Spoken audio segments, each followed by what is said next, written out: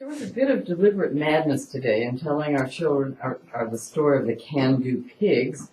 So the last thing I want to do is to suggest that the amazing Margaret Fuller was the least bit porcine or piglet.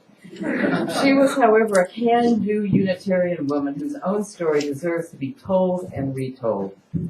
Last year was the 200th anniversary of her birth, and a cause for celebration at most of our sister congregations. Our service today is in part to compensate for our missing that big year, and perhaps for leaving her off of our list of, and I'm going to show you this, well-known new youths in history, which we just sent out to everyone, which has got Emerson, Thoreau, Florence Nightingale, Louisa May Alcott, Beatrix Potter, and Fanny Farmer, but no Margaret Fuller. The UU World magazine, however, which did celebrate the 200th birthday, suggested that if we were to make a movie of Fuller's life, it might be a blend of Joan of Arc and Titanic. There is a lot to be said for this approach. Fuller was an effective crusader for freedom in so many important causes of her day that she has a touch of sainthood about her. And though she did not meet the same tragic end as the famed Jeanne d'Arc, burning at the stake, in many ways her own end was quite as tragic, as I will reveal shortly. But now I'm getting a little ahead of myself. As you may already have figured from my introductory remarks, Fuller was born in 1810, and to an educated family living in the Boston area. Desiring a son as his firstborn, her father proceeded to treat young Margaret as he might have treated that son, teaching her Latin at 3 years of age, so that by 5 she could translate Virgil. Both a polymath, a person of many talents, and a polyglot, a speaker of many languages, Fuller mastered not only the classics but German, so that she might translate Goethe, and Italian, which would serve her well as she moved through her surprising life. More about that soon as well. Incredibly brilliant, Fuller never stopped her quest for learning, though for many of her earlier years she could not find an outlet, or an appropriate outlet, for her sharp intellect. Like many precocious young women of her day, she was made the teacher of her younger siblings. Once she learned, then she needed to pass that learning on, and the father was no longer responsible for that duty. And then, upon the death of her father, who was, by the way, Speaker of the House of Representatives, she became head of household, caring for her mother and sending 2 of her brothers to Harvard. Of course, she could not go to Harvard herself, one of whom would later become a UU minister.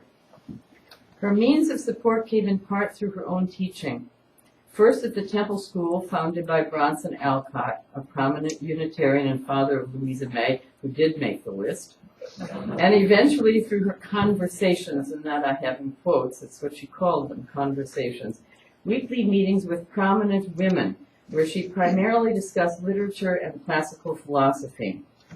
By that time, she'd moved into Boston and had become friends with the famous Concord transcendentalists, so that her attendees for the conversations included the wives of Ralph Waldo Emerson, Theodore Parker, one of the Channings, the Peabody Sisters of Boston, in whose bookstore the paid educational discussions were held.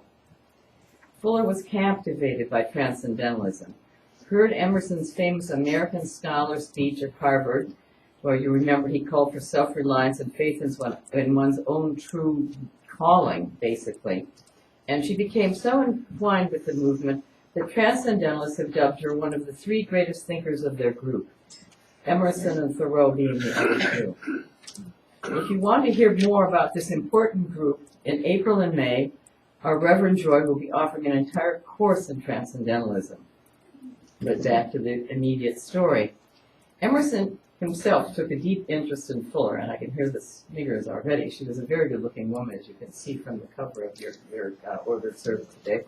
Some would say too deep an interest. Sometimes Mrs. Emerson thought that as well. I think this is why she doesn't appear on these lists, to be perfectly honest. Though from what we can tell at this point in time, their friendship was primarily one of the mind. The 2 met in 1836, and by 1840 were working together on the first issues of the Dial, the highly respected transcendentalist journal, of which Fuller would soon become the editor, the first such woman editor in the country. Her own editorial contributions were initially based on her conversations, remember those talks that she had with the famous women of the Boston area, but they led to her major book, Woman in the 19th Century, in 1845, published by Horace Greeley, who became another of Fuller's champions. Greeley would later call her, and I quote, "the most remarkable and in some respects the greatest woman whom America has yet known." It was through this feminist aspect of her life that I first got to know Fuller as the American counterpart of the famous Mary Wollstonecraft, the mother of Mary Shelley, and writer of the famous Vindication of the Rights of Women. Women's rights in our country would often be traced back to Fuller's Woman in the 19th Century, the first American book-length treatment to advocate gender equality. In it, Fuller called on women to develop both self-confidence and their full potential, and spoke out on economic and social barriers to women, on prostitution, and on the hypocrisy of the sexual double standard. Again, another reason why she may not be on our list. The book, of course, caused a public sensation, and Fuller soon became a controversial celebrity throughout the English-speaking world. Let me give you just one taste of the kind of thing found in Fuller's book. In response to a man saying, "Am I not the head of my house?" she replies, "But you are not the head of your wife. God's given her a mind of her own." Others of her ideas on men and women were expressed in our responsive reading this morning. As a rule, Fuller did not try to deflate men, but was a champion of genuine equality between the sexes. Enough of a feat for anyone in her day, her feminism and the resultant book were only beginnings for Fuller. Greeley, the famous editor of the New York Tribune, who reportedly suggested that young men go west, appreciated her writing so much that he hired her as one of his reporters.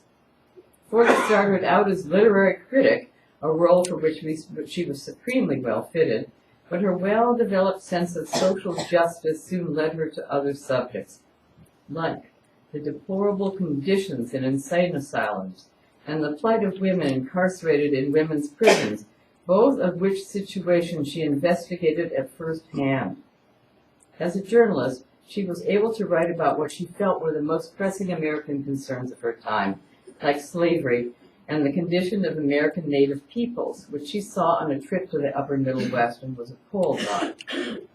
But restless and ever eager for new places and experiences, Fuller was eventually made foreign correspondent for the Tribune and sent to Great Britain and France.